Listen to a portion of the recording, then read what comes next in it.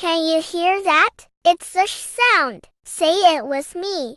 Sh. We use sh to be quiet. But did you know? Sh is also the sound in some fun words. Let's explore them together. First word is shark. A big, strong shark swims in the sea. It goes swish, swish, swim. Can you say it? Shark. Great. Next word is sheep. A white, fluffy sheep says, baa. The sheep has soft wool. Let's say it together.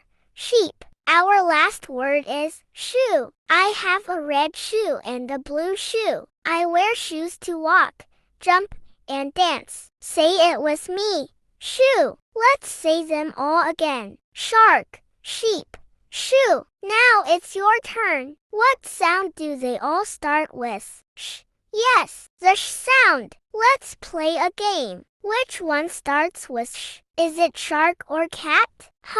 Think. Yes, shark. Well done, superstar. You're amazing at learning sounds. See you next time. And don't forget to listen for the sh sound. Bye-bye.